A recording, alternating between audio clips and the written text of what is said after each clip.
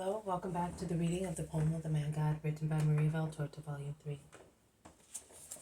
Chapter 314, Towards Jiphthahel, 31st October 1945. It must have rained all night, but at dawn a dry wind has blown the clouds southwards, beyond the hills of Nazareth.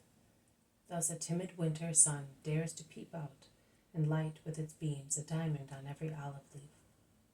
But they are gala dresses, which the olive trees soon lose, because the wind shakes them off the leaves, which seem to be weeping diamond chips, which get lost among the dewy grass or on the muddy road. Peter is preparing the cart and donkey with the help of James and Andrew.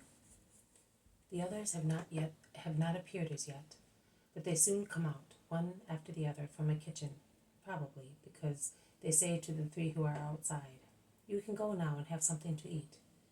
And they go and come out shortly afterwards with Jesus.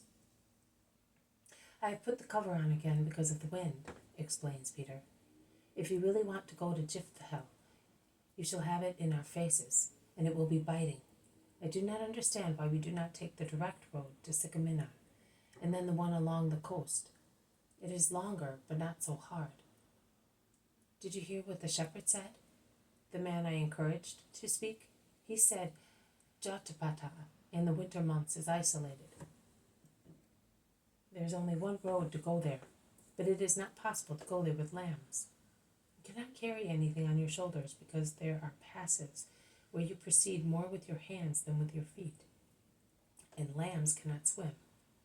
There are 2 rivers which are often in flood, and the very road is a torrent that flows on a rocky bed. I go there after the tabernacles and in full spring, and I do good business, because they buy supplies for months." That is what he said, and we, with this thing, and he kicks the wheel of the cart, and with this donkey, bah! The direct road from Sepphoris to Sycamina is better, but it is very busy. Remember that we must not leave traces of John. The master is right, and we may find Isaac with some disciples at Sycamina in any case, says the zealot. "Let us go then." "I am going to call those 2, says Andrew, and while he does so, Jesus takes leave of an old woman and a boy who are coming out of a sheepfold with buckets of milk. Also some bearded shepherds arrive, and Jesus thanks them for the hospitality given to him during the rainy night. John and Syntyche are already in the cart, which sets out along the road, driven by Peter.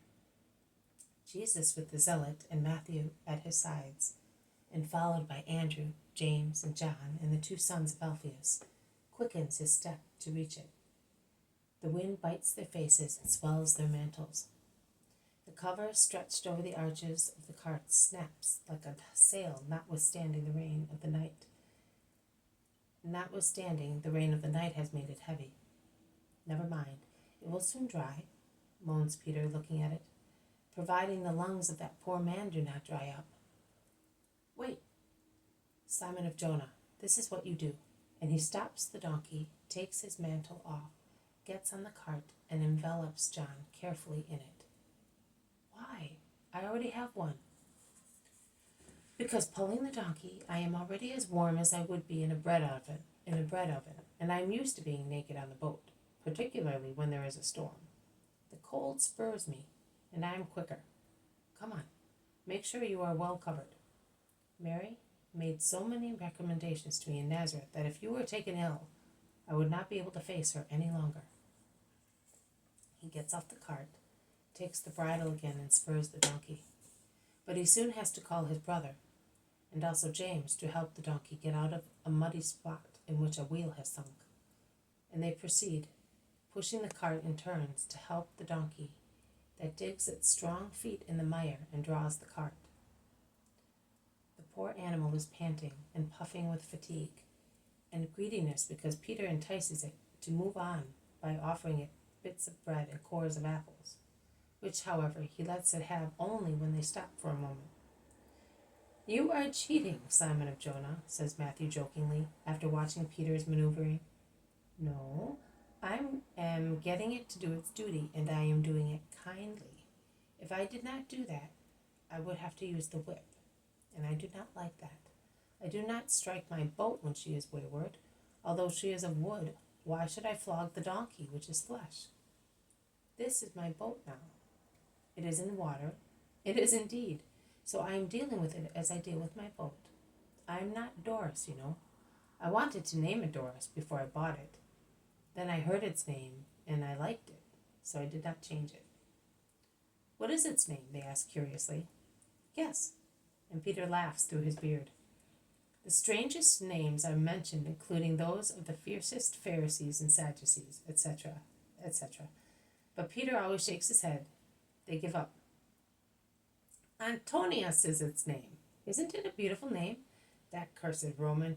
Obviously, also the Greek who sold me the donkey must have had a grudge against Antonius. They all laugh, while John of Endor explains. He is probably one from whom money was extorted after Caesar's death. Is he old? He is about 70 and must have done all kinds of jobs. He now owns a hotel at Tiberias. They are at the crossroads of Sepphoris with the Nazareth Ptolemies, Nazareth Sycaminon, Nazareth Jatapata roads. I would point out that they pronounce J as a very soft G. On the consular milestone, there are the three indications of Ptolemies, Sycaminon, and Jatapata. Jatapata. Are we going to Sepphoris, master? It is quite useless. Let us go to Jiphthahel without stopping. We shall eat something while walking. We must be there before evening. They proceed and cross two little torrents in flood, and begin to climb the slopes of a range of hills lying south-northwards, with a large steep mass to the north stretching eastwards.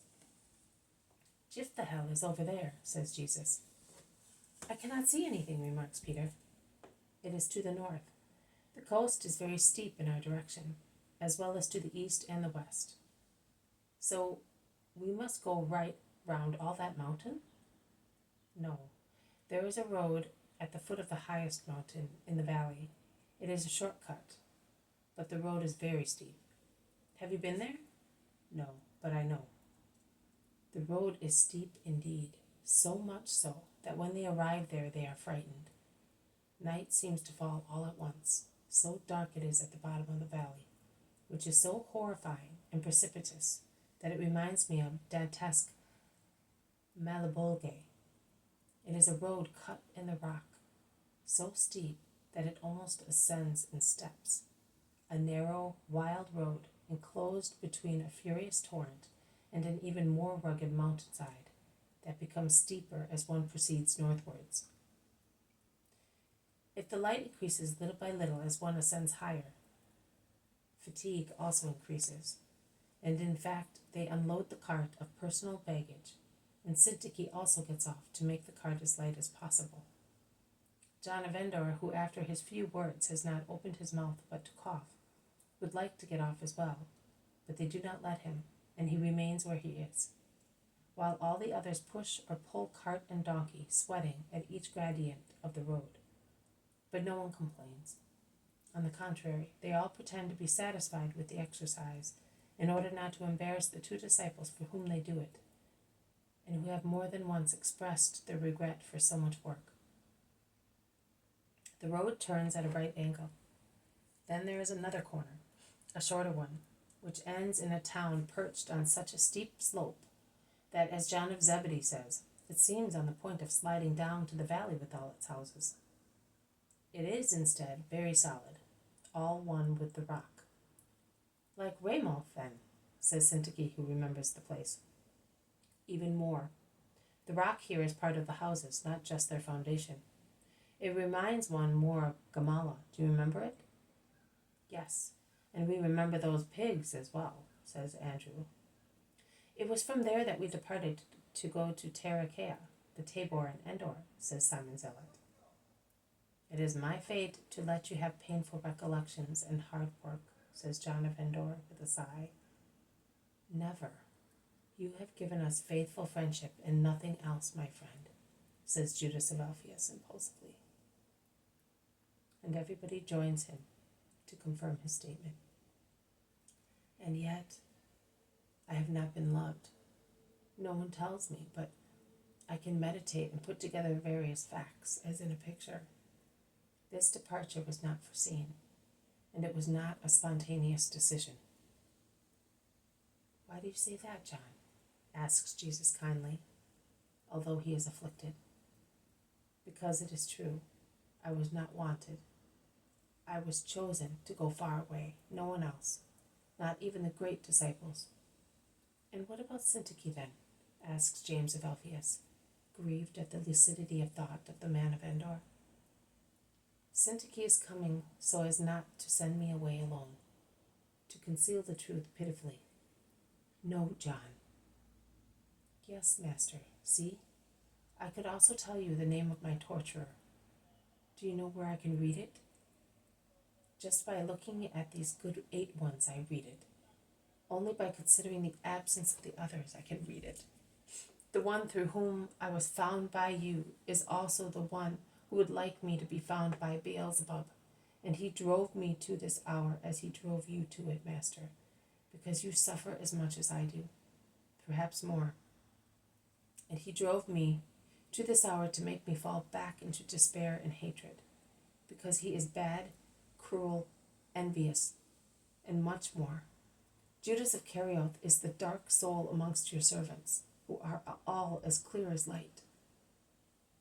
Do not say that, John. He is not the only one missing.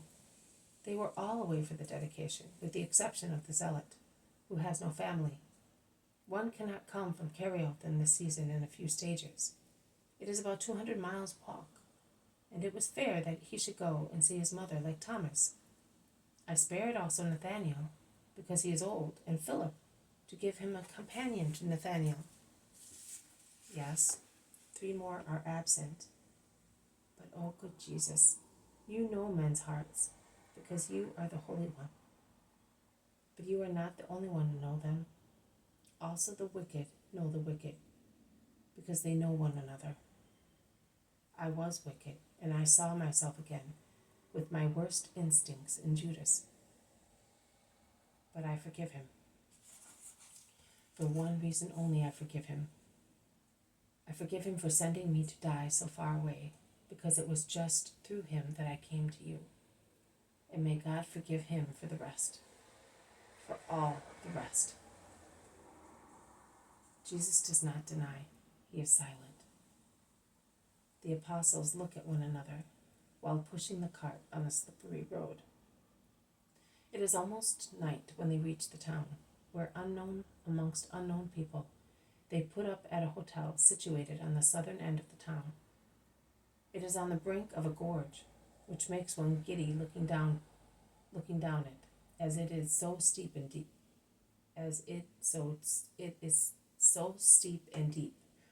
At the bottom, a noise and nothing else in the shadow of peace, already in the valley, where a torrent roars. This has been a reading from the poem of the Man of God, written by Maria Valtorta, Volume 3, Chapter 314, Towards Jiphthahel. Thank you for listening. I will see you tomorrow. May God bless you, and may peace be with you.